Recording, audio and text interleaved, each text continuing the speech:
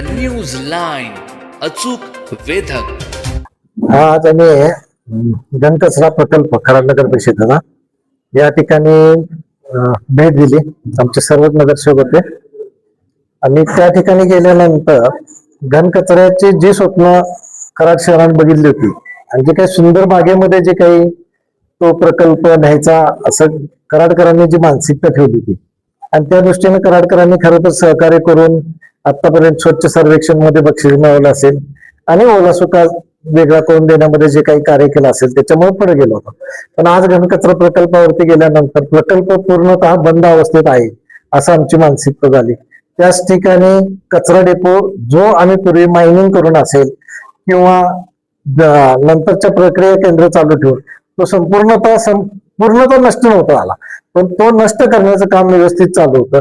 काही काळात तो व्हायला पाहिजे होता, असं न होता प्रशासन काळामध्ये किंवा अलीकडच्या काळामध्ये सुद्धा नुसतं प्रशासनाला तर जबाबदार करत नाही, अलीकडच्या सत्ताधाऱ्यांनी सुद्धा त्यामध्ये लक्ष घालायला पाहिजे. ते न करता तिथं कचऱ्याचे फार मोठे डेपो तयार झालेले आहेत आणि ह्या निमित्तानं आम्ही आज मुख्याधिकाऱ्यांची गाडी घेतली.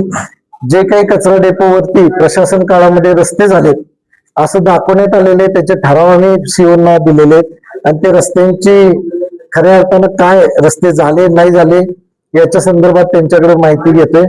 त्याचप्रमाणे त्या ठिकाणी एक वृक्ष लावणे, लाल माती टाकणे आणि सुशोभीकरण करणे अशा प्रकारचं 1,81,466 रुपयेचं जे काही काम प्रशासनानं केलंय असं समजतंय. तर ते आम्हाला तिथे गेल्यानंतर कुठेही दिसलं नाही. सोबत असलेल्या अधिकाऱ्यांना प्रश्न विचारले असतात, त्यांनाही त्या बाबतीत सांगता आलं नाही आणि त्यामुळं आज आम्ही मुख्याधिकाऱ्यांना तिन्ही बाबतीचं निवेदन दिलेलं आहे. यातलं सूक्ष्म त्यांनी लवकरात लवकर लावावा आणि ते 7 दिवसाच्यात आम्हाला म्हणलेत की तुम्हाला पूर्णतः माहिती देतो. आणि ह्याच्यामध्ये जर कोणाचा हेतू परस्पर जे काही कामं न करताच बिलं काढली असतील किंवा ह्या घनकचरा प्रकल्पातील ठेकेदाराला जर ते पाठीशी घालून जर तो घनकचरा प्रकल्प उद्ध्वस्त करण्याच्या ह्याच्यात असतील तर आम्ही काही दिवसातच या प्रक्रियेमध्ये सुधारणा नाही झाली तर आम्ही आंदोलन पूर्णतः करणार आहोत. आणि ते आम्ही नुसतं बोलत नाहीये, तर तुम्हाला हे प्रक्रियेत येताना दिसेल की आम्ही वारंवार इशारा देतोय, प्रत्येक गोष्टीचा वेगळा इशारा देतोय. आज त्यांनी बीपीसीएलच्या बाबतीत आम्ही जो इशारा दिला होता अन्यथा आम्ही बोंबाबोंब आंदोलन करू. त्यांनी मिटिंग लावली, पण मिटिंग लावण्याचं त्यांचं टायमिंग आणि घेण्याचं टायमिंग हे फार वेगळं आहे. तरी सुद्धा आम्ही सहकार्य म्हणून त्या मिटिंगला हजर राहतोय, कारण हा गावाचा विषय, तिथे विरोध करायचा नाही. आम्ही तिथे जाऊन सहकार्याची भूमिका ठेवू.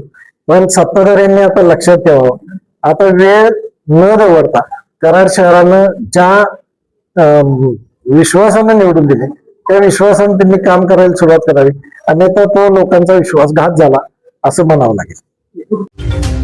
न्यूज लाईन अचूक वेधक.